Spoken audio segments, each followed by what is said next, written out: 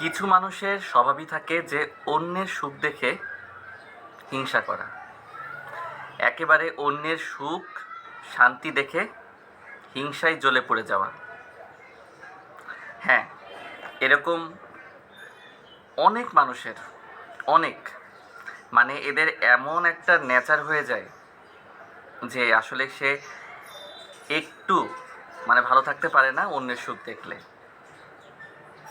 মানে অপরজন কেন ভালো আছে, অপরজন কেন এত আনন্দ ফুর্তি করে বেড়াচ্ছে, ওরে আল্লাহ, এটা তো কোনোভাবেই হজম করা যাচ্ছে না, কোনোভাবেই সহ্য করা যায় না।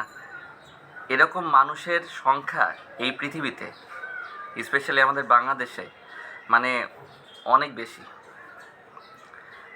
তো আমি সেসব মানুষের উদ্দেশ্যে একটা কথাই বলবো, যে যারা আপনারা এরকম মেন্টালিটির আছেন বা এরকম চরিত্রের আছেন যে না কোনোভাবেই সহ্য করা যাচ্ছে না, অপরজন কেন ভালো আছে, আমার প্রতিবেশী কেন ভালো আছে, আমার আত্মীয় কেন ভালো আছে, ও এত সুখে শান্তিতে দিন কেন কাটাচ্ছে, তো মানে তাদের ওই লাইফে ফোকাস না দিয়ে আপনি নিজের লাইফটাকে কিভাবে সুন্দর করা যায় বা নিজের সুখের মুহূর্তগুলো কিভাবে উপভোগ করা যায়, সময়গুলো কিভাবে ব্যবহার করা যায়, সেই দিকটা চিন্তা করুন বা সেই দিকে মন দিন।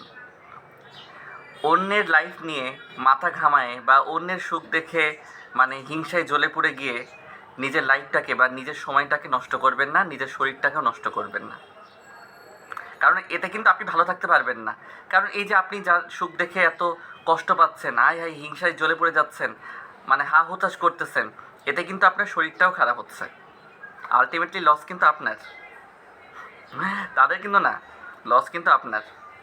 সো এই জিনিসটা করবেন না। এতে কি হয়, মানে আমরা না খুব নেগেটিভ চিন্তা করে ফেলি, আমাদের ভিতরে পজিটিভ চিন্তা, ভালো ব্যবহার, ভালো চরিত্র, গুণাবলী এগুলি কোনোভাবেই আসে না। এইসব বৈশিষ্ট্য একেবারেই মানে ছিটে ফোটাও পাওয়া যায় না।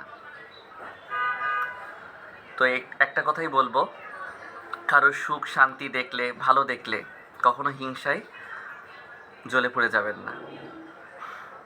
সেগুলো খুব ভালো মানে সেগুলোকে খুব ভালো মতো অ্যাকসেপ্ট করতে শিখুন, তবেই ভালো থাকতে পারবেন। আল্লাহ হাফেজ।